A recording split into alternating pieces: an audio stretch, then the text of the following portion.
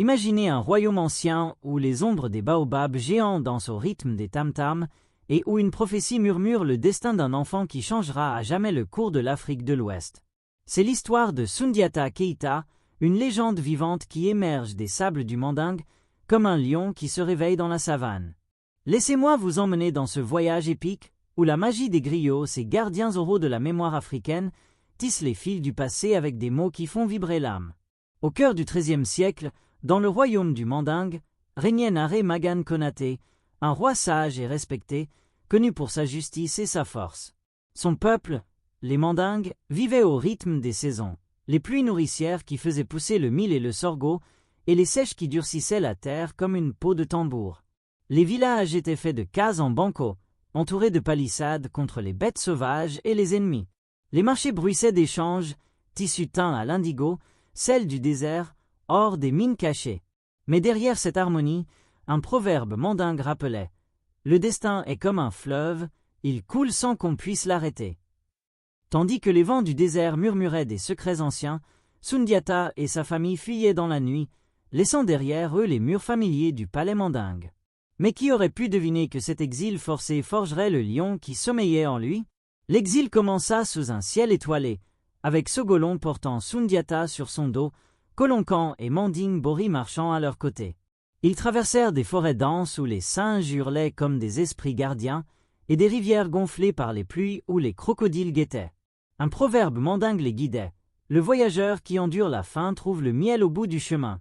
Ils trouvèrent refuge au royaume de Ouagadou, chez le roi ami de Naré Magane, où ils furent accueillis avec des festins de riz pilé et de viande de gazelle. Soundiata, toujours infirme, passait ses jours à observer les guerriers s'entraîner au maniement de la lance et de l'arc. Il écoutait les griots chanter les gloires passées du Ghana, l'empire voisin qui avait dominé les routes de l'or.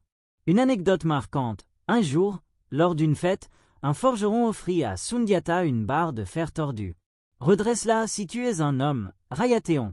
Soundiata, avec une détermination farouche, la plia comme une brindille, révélant une force surhumaine dans ses bras. Les courtisans s'émerveillèrent, cet enfant est béni des ancêtres. Mais l'exil n'était pas sans danger. Des espions de Sassouma les traquaient, répandant des rumeurs pour les chasser. Ils durent partir pour le royaume de Mema, plus au nord, où régnait le roi Moussa Tunkara. Là, dans les plaines herbeuses bordées de baobabs centenaires, Soundiata grandit. Il apprit les coutumes locales, les danses masquées des dogons voisins, les rites de passage où les jeunes prouvaient leur bravoure en chassant le lion.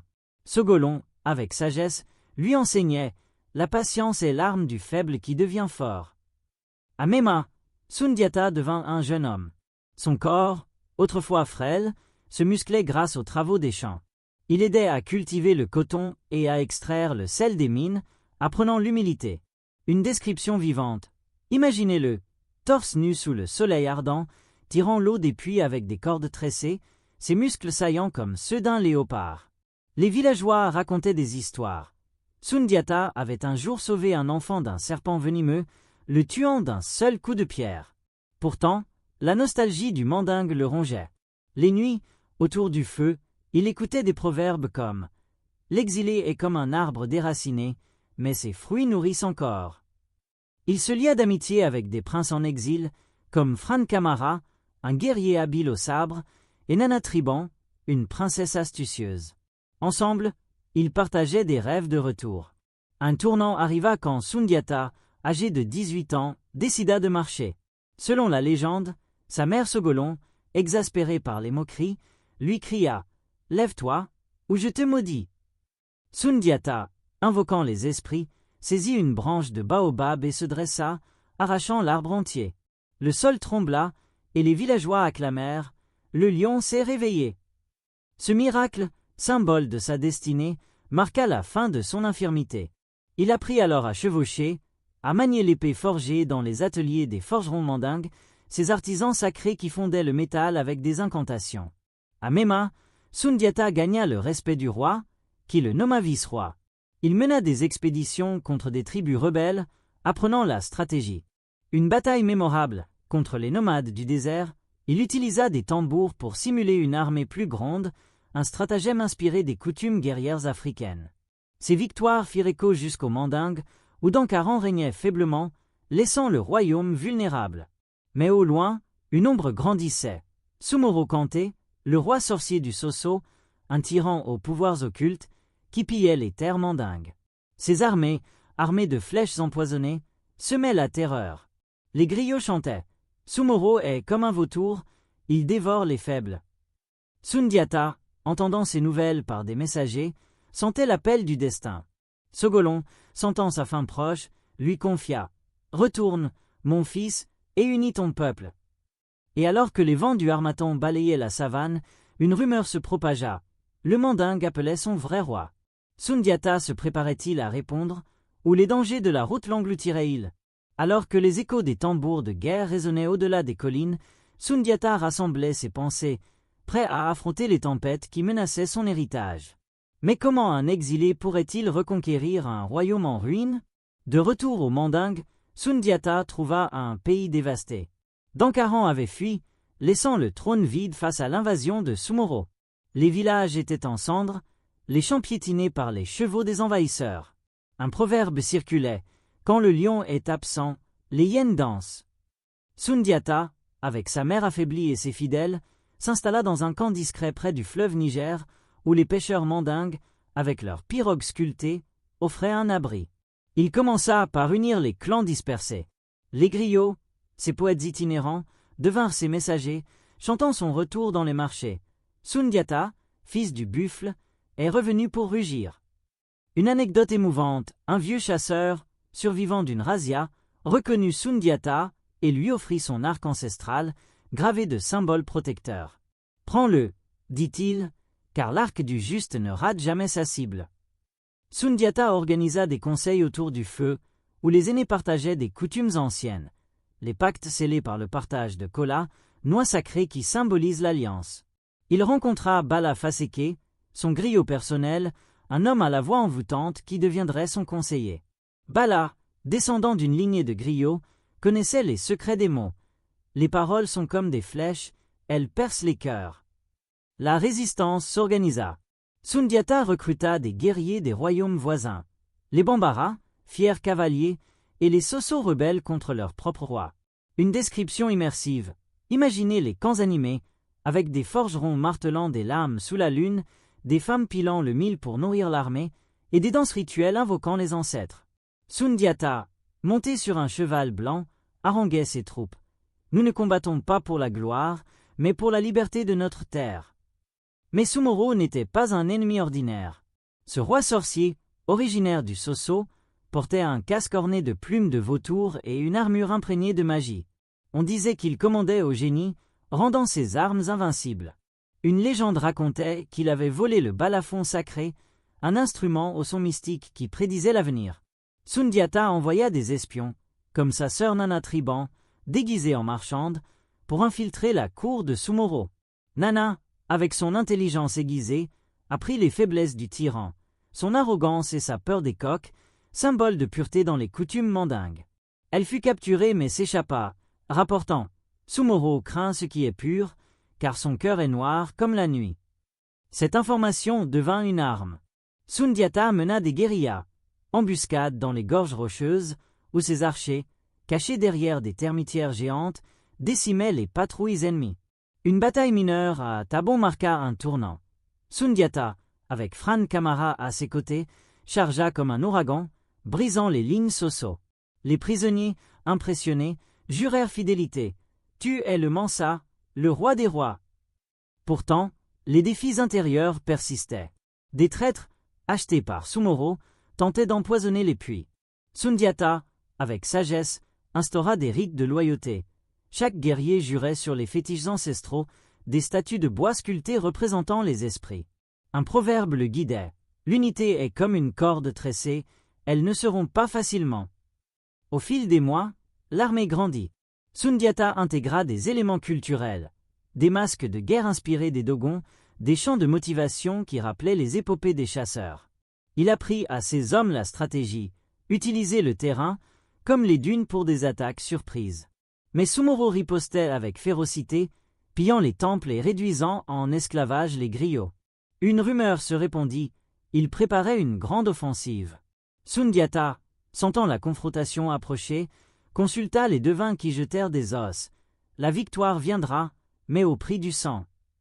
Et tandis que les feux de camp crépitaient sous les étoiles, une ombre planait. La bataille finale s'annonçait, mais Sundiata découvrirait-il le secret ultime pour vaincre le sorcier?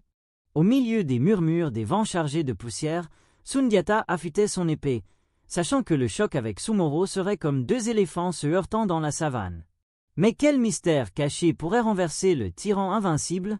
La tension montait dans le camp mandingue. Sundiata, entouré de ses généraux, dessinait des plans sur le sol sablonneux, utilisant des pierres pour représenter les armées.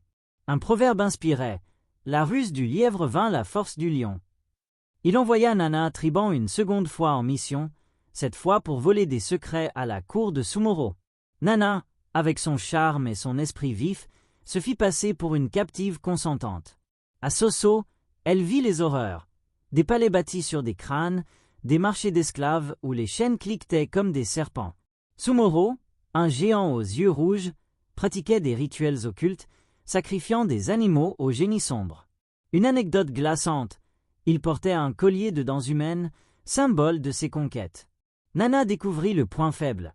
Sumoro était vulnérable à une flèche touchant un éperon de coq, car les coqs, dans les coutumes africaines, représentaient la lumière chassant les ténèbres. Elle s'échappa avec cette connaissance, traversant des déserts où les mirages dansaient comme des fantômes. De retour, Sundiata forgea une alliance avec les royaumes voisins.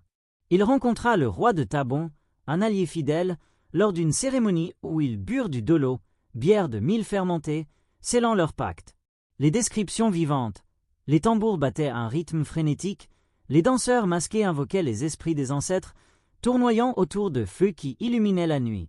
L'armée mandingue s'agrandit, cavaliers armés de lances ornées de plumes, fantassins avec des boucliers en peau d'hippopotame. Sundiata entraîna ses hommes aux tactiques, feintes et retraites pour attirer l'ennemi dans des pièges. Une bataille préparatoire à Krina montra sa génie. Il utilisa des fumées de feu de brousse pour aveugler les Sosso, remportant une victoire qui boosta le moral. Mais Sumoro contre-attaqua avec sa magie. Il envoya des illusions, des armées fantômes qui terrorisaient les villages. Sundiata, avec Balafaseke, contrebalança par des chants griots qui renforçaient les cœurs. Un proverbe, la musique est l'âme du guerrier. Sundiata intégra des éléments culturels, des amulettes protectrices faites de cornes de gazelle, des tatouages symbolisant la force. Il raconta à ses troupes des histoires d'anciens héros, comme Bilali, l'ancêtre des Mandingues, qui avait traversé des mers de sable. La confrontation approchait. Sumoro rassembla ses forces près de Kirina, une plaine bordée de collines rocheuses. Sundiata, sentant le moment, consulta Sogolon sur son lit de mort. Elle lui confia « Ton destin est écrit, mais c'est ta volonté qui l'accomplira. » Sa mort fut un deuil national, avec des lamentations et des offrandes aux rives du Niger. Motivé par la perte, Sundiata marcha vers Kirina. L'armée, unie par des liens fraternels, chantait en route, des hymnes évoquant la gloire du mandingue. Une anecdote, un jeune guerrier, inspiré par Sundiata, tua un léopard seul, offrant sa peau comme talisman. À l'aube de la bataille, les deux armées se firent face. Sumoro, sur son cheval noir, hurla des malédictions. Sundiata, calme comme un baobab, répondit par un rugissement qui fit trembler la terre. Et alors que les premiers rayons du soleil perçaient l'horizon, une question brûlante surgit. La magie de Sumoro l'emporterait-elle, ou la détermination de Sundiata briserait-elle les chaînes du tyran? Sous un ciel chargé de nuages lourds, comme si les dieux eux-mêmes retenaient leur souffle, les armées se dressèrent à Kirina. Mais dans ce chaos imminent, quel coup décisif transformerait la défaite en triomphe éternel? La bataille de Kirina éclata comme un orage tropical. Les tambours mandingues roulèrent, un rythme hypnotique qui pulsait dans les veines des guerriers. Sundiata, à la tête de ses troupes, chargea avec une fureur divine. Une description épique. Ses cheveux tressés flottant au vent, son épée scintillant comme un éclair, il galopait sur son destrier, criant « Pour le mandingue, pour les ancêtres !» Les Sosso, menés par Sumoro, ripostèrent avec des volées de flèches empoisonnées, tombant comme une pluie mortelle. Fran Kamara, le fidèle compagnon, protégea Sundiata d'un bouclier, sauvant sa vie au prix d'une blessure. Un proverbe mandingue résonnait l'ami vrai est comme un arbre, il offre l'ombre dans la tempête. Au cœur du combat, la magie de Sumoro sema la panique. Il invoqua des vents qui aveuglaient les yeux, des illusions de serpents géants rampant sur le sol. Mais Sundiata, armé du secret révélé par Nana, ordonna à ses archers de fixer des éperons de coq à leurs flèches. Bala Faseke chanta pour contrer les sorts, des vers évoquant la pureté et la lumière. Une anecdote héroïque.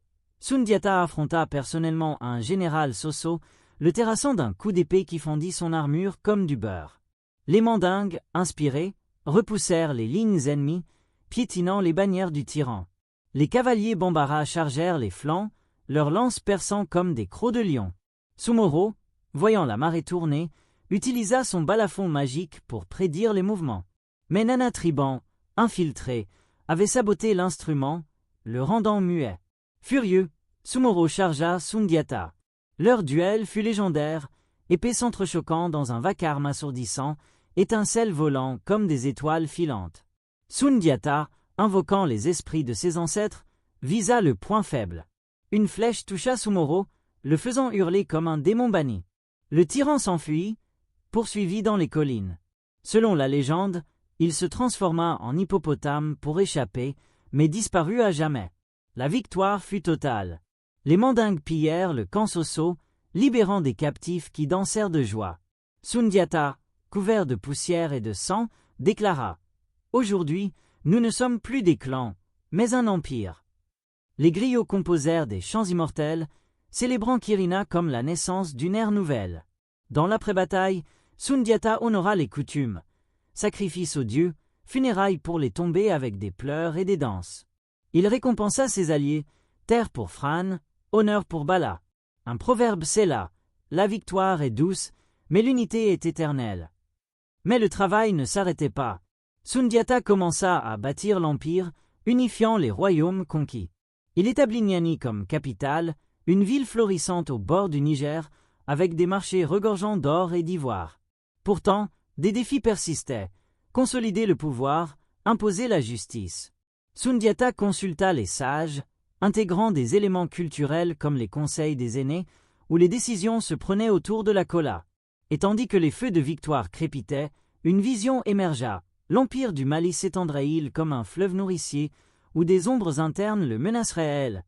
Avec les échos de Quirina encore vibrant dans l'air, Sundiata posa les fondations d'un empire qui brillerait comme l'or du désert. Mais comment transformer une victoire en un legs durable pour les générations futures? À Niani, la nouvelle capitale, Sundiata transforma un village modeste en une métropole animée. Imaginez les rues pavées de terre battue, bordées de cases ornées de sculptures en bois représentant des lions et des ancêtres. Les marchés bruissaient, marchands du Sahara apportant du sel en échange d'or mandingue, tissus colorés teints avec des plantes locales. Un proverbe guidait. La richesse est comme l'eau, elle nourrit quand elle est partagée. Sundiata instaura la charte du Manden, un code oral de justice dicté aux griots. Elle proclamait l'égalité. Tout homme est libre, nul ne peut être esclave par naissance.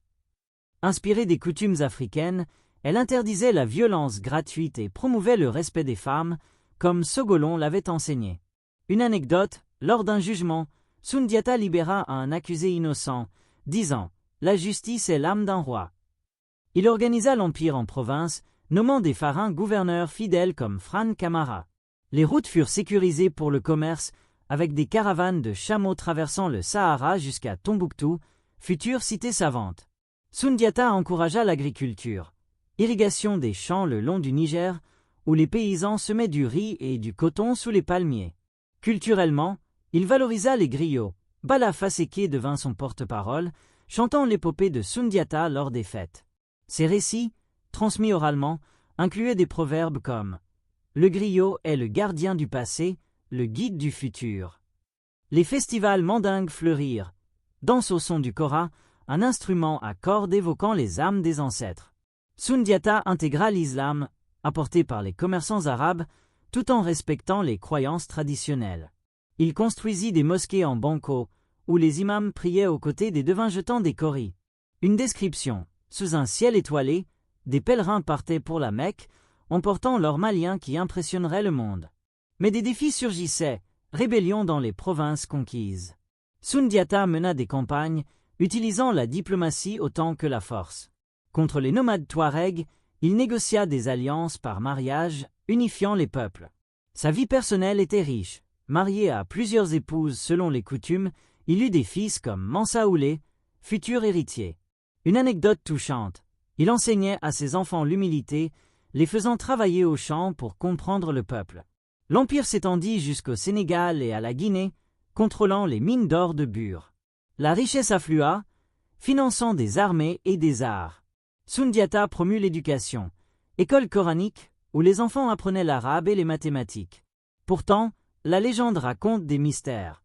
Sundiata disparut lors d'une traversée du Niger, peut-être noyé ou emporté par les esprits. Les griots chantent qu'il devint immortel, veillant sur le Mali. Et alors que l'empire fleurissait, une interrogation persistait. Ses successeurs maintiendraient-ils la gloire, ou le temps éroderait-il ce joyau africain? Tandis que l'empire du Mali rayonnait sous le soleil d'Afrique, l'héritage de Sundiata se transmettait comme un flambeau aux générations suivantes. Mais quel défi attendrait ces gardiens de la flamme? Après la disparition de Sundiata, son fils Mansa Oulé monta sur le trône, guidé par les principes de la charte du Mandème. Niani continua de prospérer.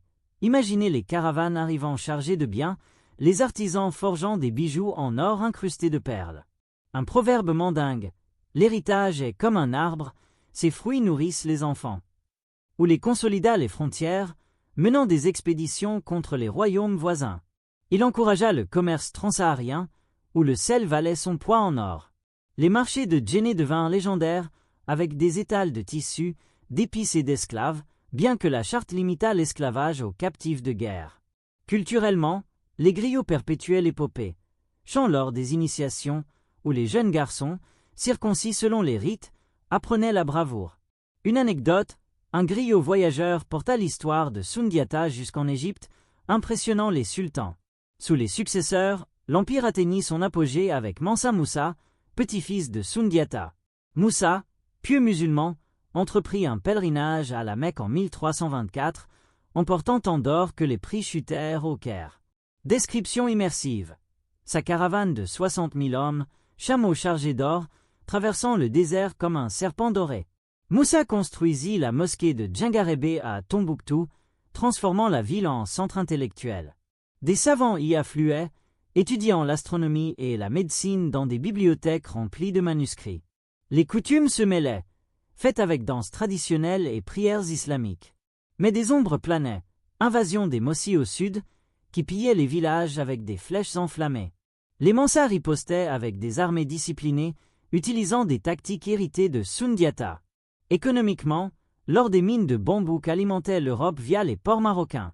Un proverbe, l'or est muet, mais il parle au monde entier.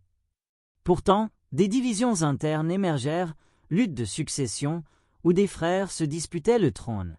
La charte, rappelée par les griots, maintenait l'ordre. L'héritage culturel perdura. Masques et sculptures mandingues influencèrent l'art africain, symbolisant force et sagesse. Et tandis que l'empire s'étendait, une question se posait. Résisterait-il au vent du changement, ou s'effriterait-il comme un château de sable? Au fil des siècles, l'empire forgé par Sundiata affronta des tempêtes qui testaient sa résilience, comme un baobab ployant sous le harmattan. Mais quels secrets enfouis permettraient à sa légende de survivre? Le déclin commença au XVe siècle, avec des Mansa faibles succédant à Moussa. Les provinces périphériques, comme le Songhai, se rebellèrent, menés par Soni Alibert, un conquérant qui captura Tombouctou. Description dramatique, bataille sur le Niger, pirogues s'entrechoquant, flèches sifflant comme des abeilles enragées. Un proverbe avertissait, quand le roi dort, les loups rôdent. Les invasions marocaines au nord, attirées par l'or, affaiblirent davantage l'empire. La bataille de Tondibi en 1591 marqua la fin, fusil marocain contre lance mandingue. Pourtant, l'héritage persista dans les royaumes successeurs. Les griots continuèrent de chanter l'épopée, transmettant oralement l'histoire lors des veillées villageoises.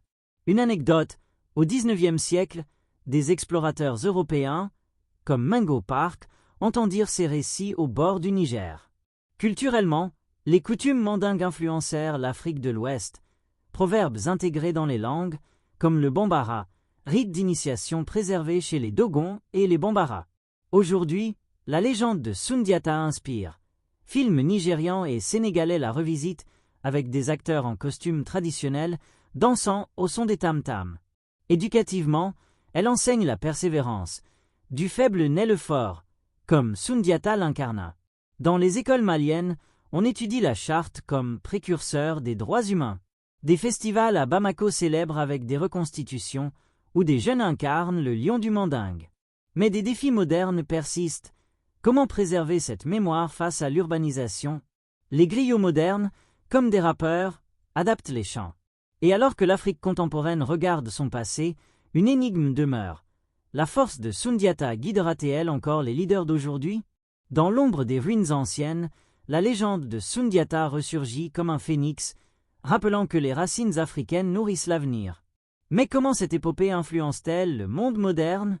Aujourd'hui, l'Empire du Mali est étudié comme un pilier de l'histoire africaine, prouvant la grandeur précoloniale.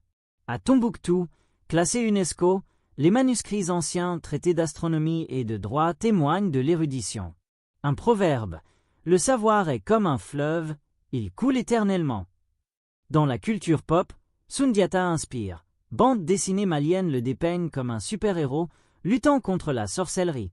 Des séries nigérianes, comme celle sur les rois Yoruba, adoptent un style similaire, narratif dramatique avec éléments mystiques.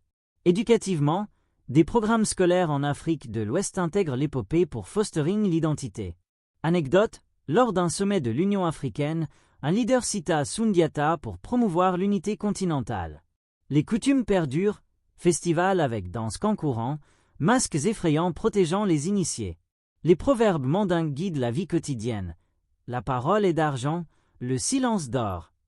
Touristiquement, des sites comme Niani attirent les visiteurs, avec des guides griots racontant l'histoire autour de feu. Description. Sous les étoiles, les voix s'élèvent, tissant le passé avec le présent. Pourtant, des menaces, perte du patrimoine dû au conflit, comme au Mali moderne. Des efforts de préservation, avec des enregistrements audio, sauvent l'oralité. Sundiata symbolise la résilience. Face au colonialisme, son esprit inspira les indépendances. Aujourd'hui, des entrepreneurs africains le voient comme modèle de leadership. Et tandis que l'Afrique avance, une question intrigue. La légende évoluera-t-elle pour inspirer les défis futurs, comme le changement climatique? Alors que les échos de l'épopée de Sundiata résonnent encore dans les vents de la savane, son legs nous invite à réfléchir sur notre propre destin.